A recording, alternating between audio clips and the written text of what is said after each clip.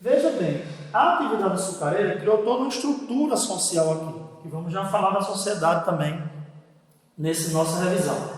Mas tivemos a economia subsidiária. Por exemplo, o negro que trabalhava no açúcar, ele precisava comer. E ele vai comer o quê? Ele vai comer a farinha de mandioca. Daí, por exemplo, existia algumas pequenas roças, né? Em que muitas vezes o próprio negro cuidava, o senhor de engenho dava ele ali um dia para ele tratar dessa questão dessa roça, alguns chamam de brecha camponesa, como também o indígena, que já tinha o domínio da atividade da mandioca. A farinha de mandioca foi uma base de alimentação da mão de obra negra no período colonial. A pecuária foi muito importante na economia colonial. Por quê? Porque o gado ele desbravou, ele foi na direção do interior. Até então, só podia utilizar-se de recursos, né, de exploração no litoral. Com a chegada do gado, o Estado português determinou o seguinte: o gado ele é criado num sistema extensivo, ele é criado solto. Ele não pode ser criado no litoral. Por que não pode? Porque se ele fosse criado no litoral, ele iria pisotear ou devorar a cana. Por isso foi baixado um decreto, uma espécie de carta régia, que dizia o seguinte: o gado só podia ser criado no mínimo 10 léguas do canavial. Uma légua são 6 quilômetros, então o gado vai ter que ser criado a 60 quilômetros do canavial. Ok? Por isso que esse animal ele vai começar a ajudar a desbravar a região do interior, certo? Ele vai na direção do interior e ajuda a povoar aquela região do interior. Aqui no Rio Grande do Norte, por exemplo, né, nós tivemos áreas como Currais Novos, né, que vai ser uma área de concentração de troca, comércio de gado, beleza? O algodão, que foi muito utilizado para confeccionar as vestes da mão de obra escrava negra, né? Basta observar naquelas pinturas de rugendas que você tem o negro, o peitoral é nu e da cintura para baixo ele está vestido com uma calça feita com algodão. Na época se chamava isso de fazendas grossas. Fazenda era uma expressão usada em português arcaico para se referir ao tecido feito desse algodão mais considerado mais rústico, né? O fumo também foi uma atividade econômica subsidiária, ou seja, por que subsidiária? Porque auxiliava ou a cana-de-açúcar ou a atividade mineradora, certo? No caso aqui do fumo, passou a ser utilizado como moeda na aquisição de mão de obra escrava negra para trazer o negro para trabalhar, ou na atividade açucareira ou na atividade mineradora. O comerciante pegava aqui folhas de fumo, levava para a África, e lá trocava com mão de obra negra e trazia para abastecer as atividades mais importantes do período colonial, que foi o açúcar no Nordeste, ou na região Norte, e a mineração na região Sul, hoje Sudeste, né? E as drogas do sertão foi, na verdade, a aquisição de determinados alimentos, né?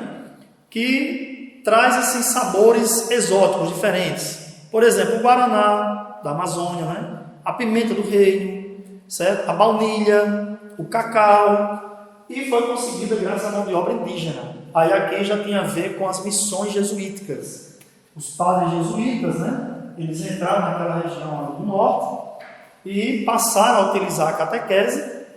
Com a catequese, eles conseguiam, com os nativos, determinados recursos da floresta que vão ser utilizados depois, inclusive, na Europa. As chamadas drogas do sertão, certo? Droga aqui é porque tinha um sabor, né? Tinha uma forma de alimento que gerava algo diferente, certo? Não era no sentido de entorpecer, beleza? Show de bola? Durante o período, né, da chamada atividade açucareira, nós tivemos 2 momentos complicados. Um foi quando a Espanha dominou Portugal, através da União das Coroas Ibéricas, e através desse momento a Holanda passou a ser proibida de ter acesso ao açúcar produzido no Brasil, já que o rei da Espanha, o Filipe II, considerava a Holanda como adversária inimiga da Espanha. Então ele resolveu prejudicar o comércio do açúcar dos holandeses, e aí determinou a proibição. O que é que a Holanda fez? Criou 2 companhias de comércio. Uma companhia das Índias Ocidentais, para atacar, invadir territórios que pertenciam a Portugal no Ocidente, um exemplo disso é o Brasil, e a Companhia das Índias Orientais, para invadir territórios que pertenciam a Portugal no Oriente. Os holandeses diziam, não vou perder os investimentos que fiz. E eles chegaram a ocupar aqui Pernambuco, né? Parte aqui do Rio Grande do Norte, certo? Fortes Reis Magos ali foi dominado pelos holandeses, embora o Rio Grande do Norte fornecia mais gado para a atividade do açúcar lá em Pernambuco. Mas esse período é muito importante, por quê? Porque com a presença dos holandeses em Pernambuco, houveram muitas reformas, principalmente urbanas, em Recife e Olinda, durante o período em que Maurício de Nassau lá esteve. Por outro lado, quando houve a restauração monárquica em 1640, os portugueses exigiam a saída imediata dos holandeses. E aí nós vamos ter um conflito, né? Por que tivemos um conflito? Porque os senhores de engenho, que estavam endividados com os holandeses, eles não queriam pagar o que deviam. E aí começaram a dizer que os holandeses eram protestantes, né? Tinham invadido o território, era o momento de expulsá-los daqui. Coincide a expulsão dos holandeses, 1654, chamada Insurreição Pernambucana, coincide poucos anos depois com a formação do maior quilombo que já tivemos no Brasil, que foi o quilombo de Palmares. Porque durante essas guerras entre portugueses e holandeses, os holandeses, né, sabendo que não teriam força para se manter aqui, já que iam perder os investimentos, eles começaram também a abrir as senzalas para que os negros pudessem ser libertos, já que eles tinham vendido escravos e não iam receber.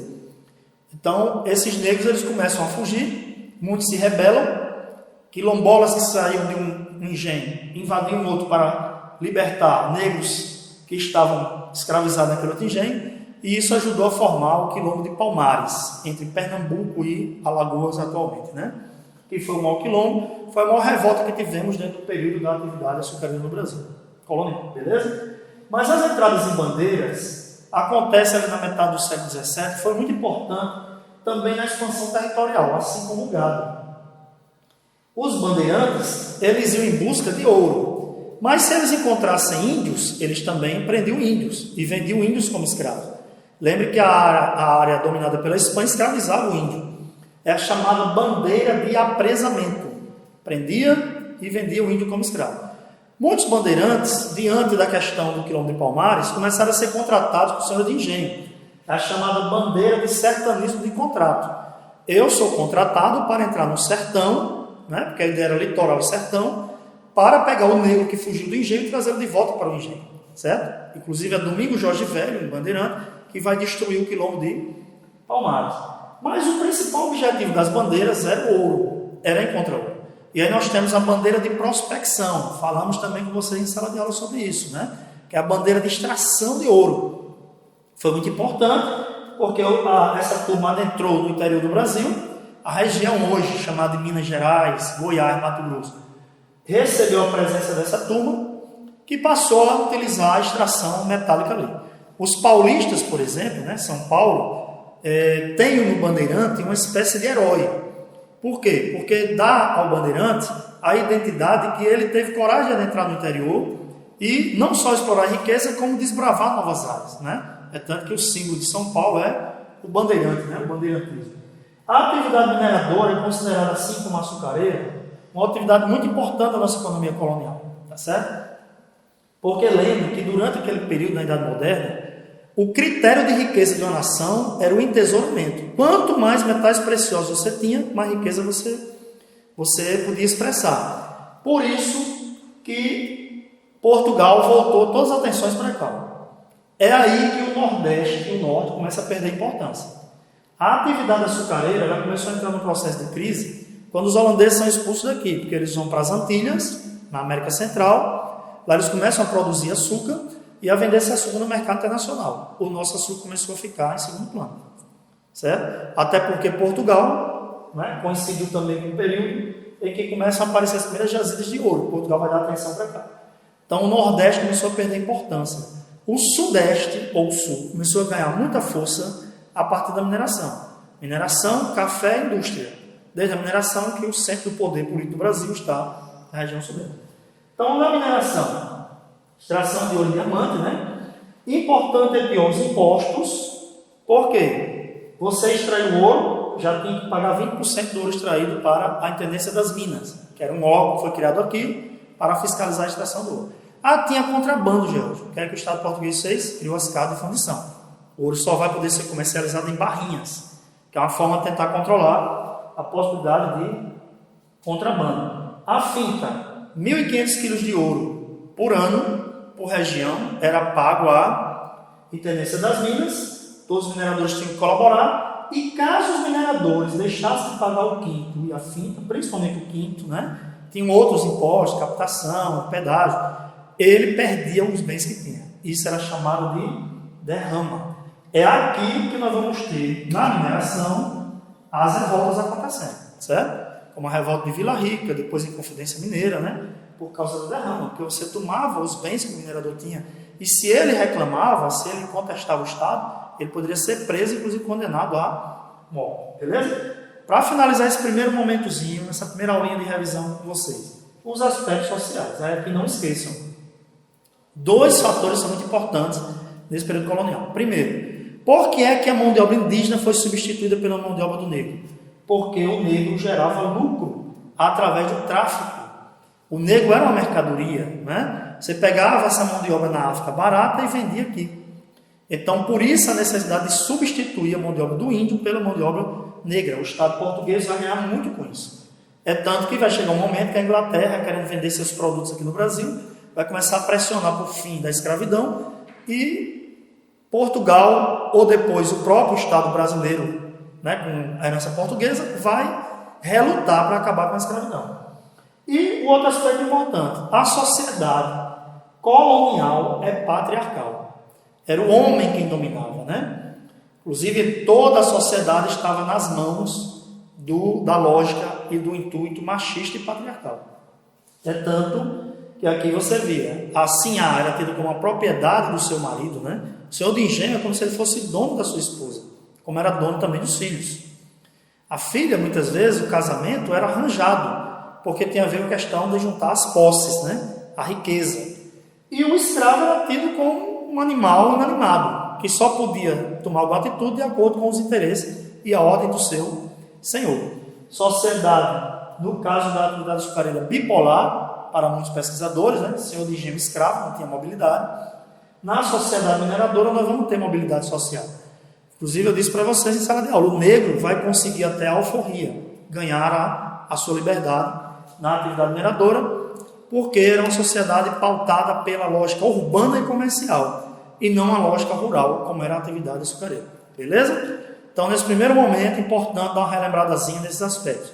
Vimos aqui, desde o período pré-colonial, e com o período colonial, atividade econômica, atividade política, né? Sistema de capitania, governo geral, e atividade social. Beleza? Um grande beijo, um abraço, vamos continuar com foco concentrado nos estudos. Show de bola? Valeu, galera!